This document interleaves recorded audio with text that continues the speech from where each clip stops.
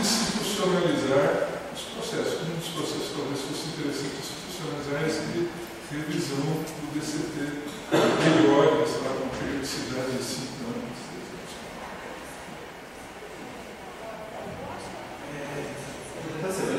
Primeira coisa, eu queria elogiar vocês terem aberto a discussão, porque a gente ficou muito tempo sem fazer isso. Eu acho que um pouco do incômodo todo é que demorou demais para acontecer essa discussão e algumas coisas a gente já tinha percebido que não funcionavam parcialmente, ou precisavam ser melhoradas há muito tempo atrás. E eu digo no nosso caso, a gente tentou manter um processo de discussão nos últimos 3, 4 anos.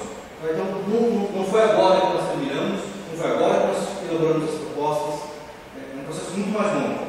A chatura de processo de tentar juntar as sugestões, deixar o coordenador mantendo a crítica durante muito tempo isso, para depois se chegar na discussão com alguma coisa melhor, é um pouco o que eu estou pedindo. Acho que nós temos que ter uma cultura de que as pessoas têm que contribuir de modo substancial e contínuo para essa discussão, e não só dentro das instâncias. Porque quando está nessas instâncias, as instâncias são pontos, as pessoas têm que dar opinião formada, ter alguma coisa para isso. Então, a primeira coisa que eu elogio, eu acho que a gente devia ter essa discussão há mais tempo.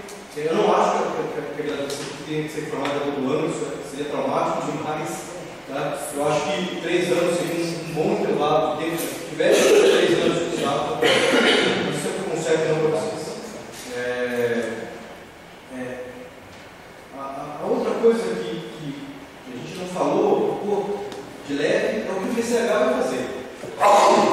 Pelo que eu vi, a reforma do PCH tem impacto sobre a gente de maneira até substancial. Eu vi algumas discussões, eu vi algumas apresentações, elas estão ainda em estágio muito cru, mas, por exemplo, se eu não estou enganado, é base na matemática sai do PCH, interações EG, vocês usam, elas não são limitadas.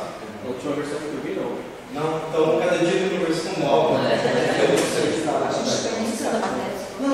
Então, só para. Na verdade, eu não sei se é interessante saber, porque eu acho que essas discussões, os que ficam no PCH ou não, principalmente em relação a algumas disciplinas, é extremamente benéfica para a gente pensar o que a gente vai fazer. A outra coisa que começou uma discussão aqui, e eu já estive envolvido nela, eu acho que é fundamental, não é só os planos de aula, nós temos que criar equivalências. Tá? Gente, isso para alguém que já esteve envolvido no processo de mudança de grade, o que você vai fazer com a grade não é nem tão importante. Você tem um processo de transição claro, uma grade para outra, de equivalência de uma coisa para outra, para os alunos é uma segurança. Inclusive, quando eu divulguei para os alunos lá no conversar, perguntando sugestão, a primeira sugestão dos alunos é o quê? Qual será a equivalência? E é fundamental para isso. Não, então é bom a gente pensar nisso. Eu vejo que as equivalências são naturais. Ninguém está colocando nenhuma mudança. Além da equivalência, Daniel, outro ponto aqui que eu tinha que até comentar com o Rodrigo é a questão da bibliografia.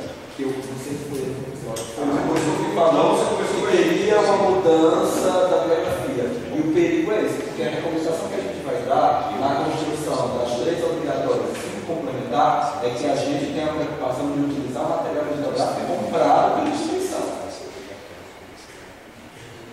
Perfeito, porque acontece que você vai gerar mais uma demanda para a universidade quando o seu curso for ter uma nova avaliação. Então, a gente tem que aproveitar o material que já está comprado aqui na instituição.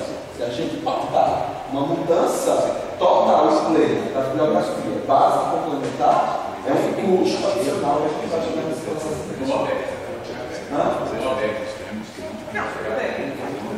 Não estou só dizendo que, primeiro, o Ela já falou para a gente tem que tomar mais cuidado na hora de trabalhar as fotografias, ou elas foram compradas ou foram compradas por reconhecimento. Também, quando o PCT foi reconhecido em São Bernardo, a fotografia é diferente. O último, eu tenho que dizer sobre isso, a última coisa, eu vou parecer chato, mas eu não tenho que parecer chato. A questão da carga de dados para a gente é fundamental.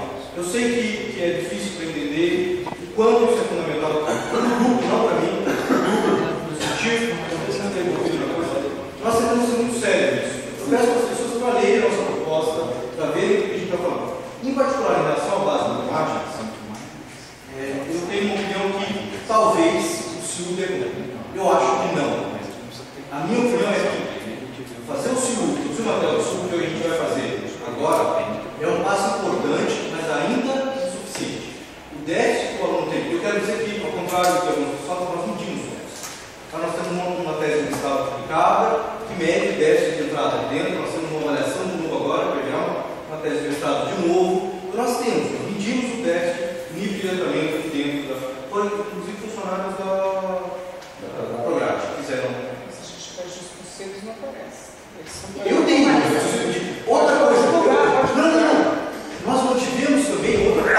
Quando nós não tínhamos CPA, nós não tivemos as nossas avaliações próprias internas além da CPA. Nós juntamos uma série de coisas para tentar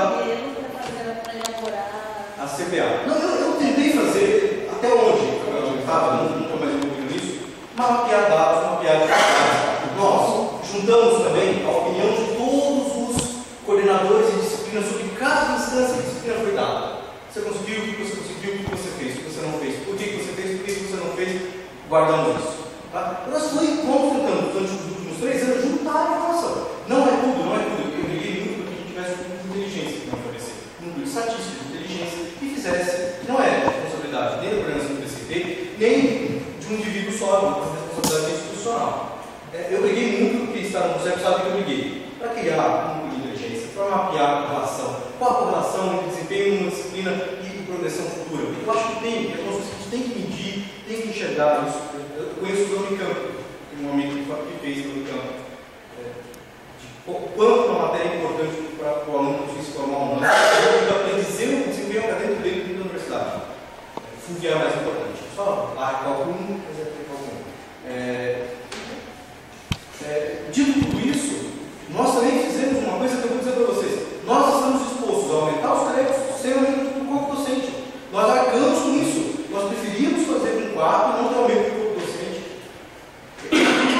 e manter a coisa. Quer dizer, nós queremos aumentar o crédito, mas não é possível. Se for preciso para isso pagar o crédito a mais, o grupo vai pagar.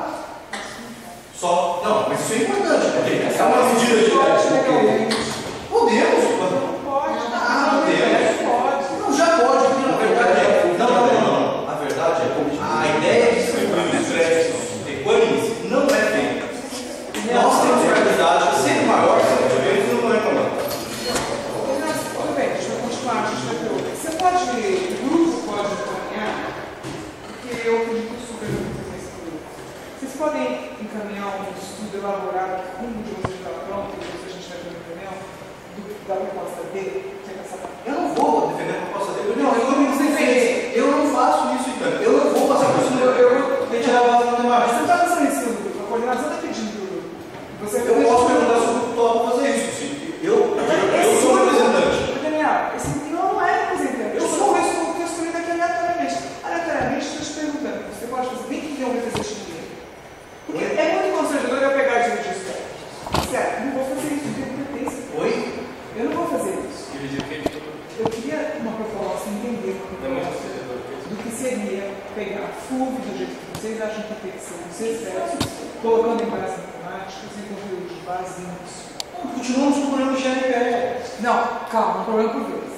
É só uma coisa, bases matemáticas, 80% do conteúdo de bases matemáticas é conteúdo típico de cálculo de ou de segundo grau ou de redação.